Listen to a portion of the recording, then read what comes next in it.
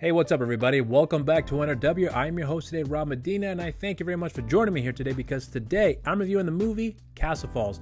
Now, this is directed by Dolph Lundgren, who also stars in the film, and it also stars one of my favorite actors and one of my favorite action stars of all time, in Scott the motherfucking man Adkins. For those that know, I'm a huge fan of the actor, and of course, when I saw that both him and Dolph Lundgren are starring in this film together, I was all in. Now, funny thing about this movie, I actually had seen the movie last week when it came out on VOD on December 3rd, which would be Friday. So I rented the movie, checked it out, and I was intending on doing a review for it right away.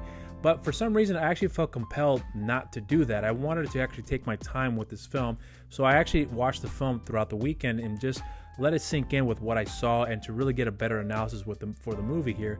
Because I felt like as much as I did enjoy the film the first time around, there were some things that I just did not really connect with here that I wanted to go back and revisit to make sure that I understood the approach of where that Dolph, who directed the film, was taking with this story. And upon watching it, and this is no joke, 5 times throughout the weekend, I was actually really happy with what I came across here with this movie. So, of course, I will be getting into the plot, but I'm not going to get too much into spoilers here. But I'll also be getting into my positives, my negatives, and then, of course, my rating. After decades of neglect, Castle Heights Hospital, the symbol of the city's segregated past, has been packed with dynamite and is ready to be demolished. No one knows that a gang leader now in prison hid the $3 million in cash he stole from his rivals inside the abandoned building. Now, 3 desperate parties want the money. A blue-collared ex-fighter played by Adkins, who finds it while working as part of the demolition crew, a prison guard played by Lundgren, willing to do anything to pay for his daughter's cancer treatment, and a ruthless gang leader claiming to be the rightful owners. The demolition charges are set, everyone clears out, and the castle's set to fall in 90 minutes. The clock is ticking. Who will find the cash, and will they get out alive? And that right there is the film in a nutshell. So now let's get into my positives. My first positive is actually with Scott Adkins. As I mentioned earlier, I watched the film the first time when it came out on VOD on December 3rd, and I intended on doing a review for the film pretty much right away, but I felt compelled not to do that. So when I went back to go watch the movie, though I could not believe that I actually didn't notice it the first time around because I was just looking at for just the entertainment value.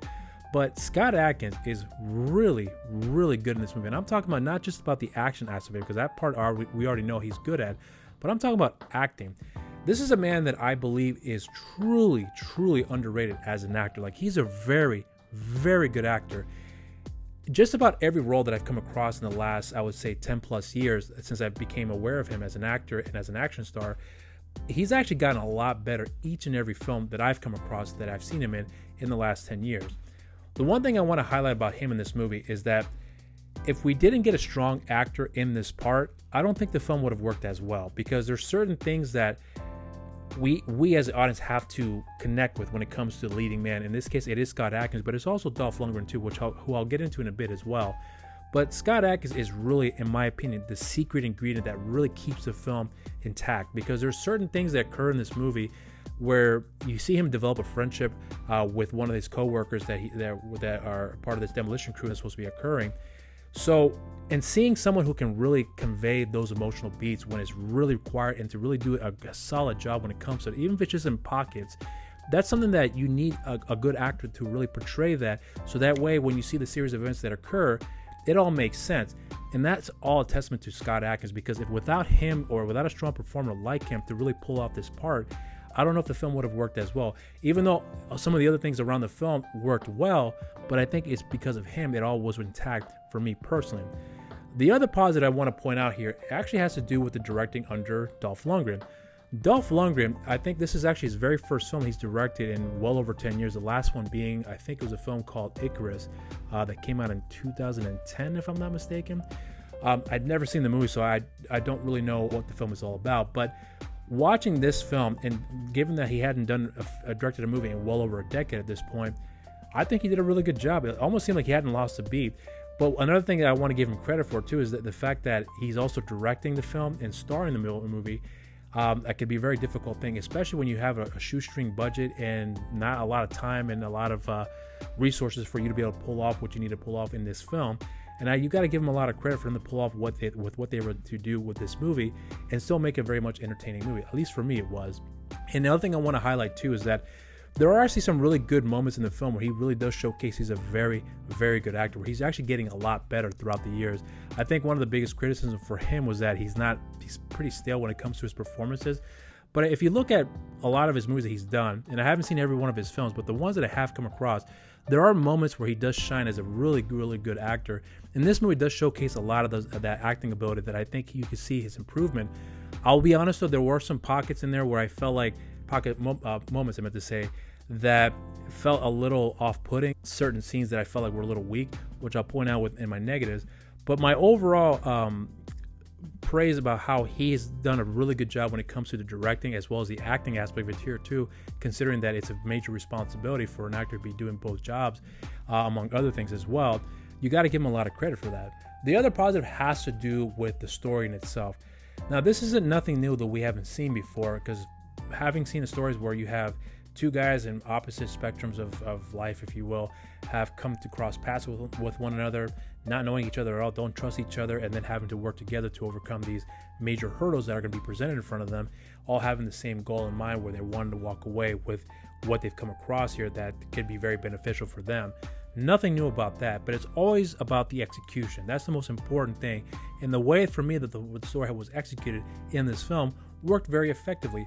Now, the film is only 90 minutes long, so I actually went back to watch the film, I think the third time, just to see if I noticed any sort of pacing issues with the film. And there were a little bit, but nothing that really stuck out here for me, at least for me, where I never felt like the story was rushed by any means. There was a period of time where, considering that the building was going to come down in 90 minutes, I did wonder like how they're doing this major time jump, considering that the movie's only 90 minutes long.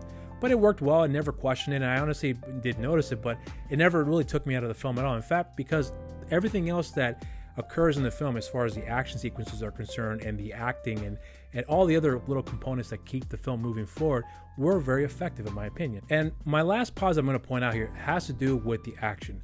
The action in this movie, I was actually kind of surprised that we're not getting these high-flying kicks that I was expecting with this movie, considering that Scott Adkins was playing an MMA fighter, or at least an ex-MMA fighter in this film. So I was expecting something more along those lines, but actually, to my genuine surprise, it's pretty much a straightforward, grounded fight where Scott Adkins' character, Mike Wade, is pretty much injured from the beginning of the movie, and then having to fight with that injury, and then having to fight guys who somehow seem to know how to fight very well and able to hold their own, considering that some of them were quite large and they were able to withstand the beating, but at the same time give a beating back, where Scott Adkins had to overcome that as well, who eventually got the edge over them, of course. But something about those fight sequences, for me, considering how they were handled, in my opinion, were done very effectively.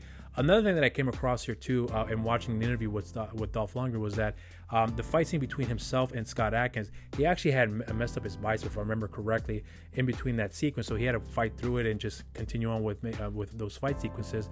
And Scott Adkins actually was responsible in shooting all the fight sequences. There's one thing that Scott Adkins had told a lot of people, was that if he's going to be working on a film that's going to have a lot of action in it, he's going to be in charge of that, and that has to be written in his contract. Otherwise, if they're not going to be willing to budge to allow him to do the fight sequences that he sees best fit, he's not going to work on the project. And considering that both Dolph and Scott have worked together on more than one occasion, Universal Soldier: Day of Reckoning, also Expendable 2, and maybe another film too, if I'm not mistaken, I just can't remember off the top of my head. It's quite obvious that Dolph understood Scott's method when it came to the action sequences, and he just gave him complete trust to allow him to do his thing to make the film as great as possible when it comes to action. And in my opinion, I think it worked very well in this movie. I almost forgot to point out one other thing too. The music in this movie, the choice of songs that were in the film, I actually liked them a lot. There's no like real big major score that I can recall that stuck out here for me. It was really just the songs that were played in the beginning of the film, the end of the movie, and certain parts of the film here and there that I really thought were really good. So that's really my last pause that I want to point out here. So now let's get into my negatives. My first negative has to do with the dramatic beats surrounding Dolph Lundgren's character. There was nothing wrong with the character's journey and the reason why he's wanting to get the money to help with his daughter's cancer treatment. That wasn't the issue. It was really more about the delivery of truly connecting with the character and really feeling for those moments where you could see him break down into tears when knowing that the insurance policy that he has is not going to cover for the treatment that his daughter needs to be able to hopefully recover from this cancer. There were pockets here and there that you could actually see where it was effective, but overall it just was a little lackluster for me personally. I'm not saying he was bad. That's not what I'm getting at. It's just that it wasn't anywhere near as strong as Scott Adkins, who, without getting into any spoilers for his character, there's a moment in the film where you really see him break down and you can just see that it had a major effect on him. That I felt. Unfortunately, with Dolph Lundgren and the storyline surrounding his daughter, didn't really have that effect on me for me to really feel the hardship that they were going through. I understood it, and I definitely sided with him, but as far as the overall performances are concerned, that kind of felt a little lackluster for me personally. The next negative for me actually has to do with the villains. Now, I'm trying to be very careful on how I can explain this here, because I didn't have a problem with the actual villains themselves, because I understood what their motivations were. I get where they were coming from, so that wasn't the issue. The only issue I really had with the villains is that they weren't really as threatening. I didn't really feel the weight, like holy shit, these guys are not to be fucked with. I didn't really feel that way about the villains. I definitely knew that they were a threat, but I didn't actually feel the threat, if that makes any sense. So, again, not to take anything away from the actors that portrayed the villains, I think they did a really good job. I really, really do. It's just that I felt like it was a little lackluster in terms of how threatening they could actually really be. My last negative has to do with the special effects in this film. There's a sequence in the movie where one of the villains shoots a guy like directly in front of her, and you see the flare from the gun come out, but you don't see the bullets hitting the guy at all. In fact, when you see the guy getting shot at, there's literally nothing popping out of him at all as far as blood are concerned. There's no squibs or CGI blood. There's nothing of that sort. And that happens a few times in the film that I can recall that I picked up on. And then there are other moments where you do clearly see where the guns the bullets are entering the whoever's getting shot at, and you can see the blood just kind of squirt out. But that didn't happen as often, so there was an inconsistency that occurred there. So I'm not sure if a lot of it had to do with just timing, budget, or whatever the case may be that could have prevented that from really to flesh all that stuff out, as far as allowing to see the blood being splattered out from getting all those gunshot wounds there. So I felt like that kind of took me out of the film up to a point, but then the next thing happens, and then things keep moving along where it just grabs my attention again. So as far as the special effects are concerned, in other areas of the film, there is a part in the movie where the building does eventually get demolished. You can tell it was fake, but again, I'm not trying to take away anything from the film to point out that that's a major flaw, because I would imagine a lot of it has to do with just simply budget. So considering what we got when it came to the demolition aspect of it, I think they did a pretty good job. But overall, that's really my major final sticking point when it came to the film. So that's the end of my negatives. Now let's get into my rating. I enjoyed the film.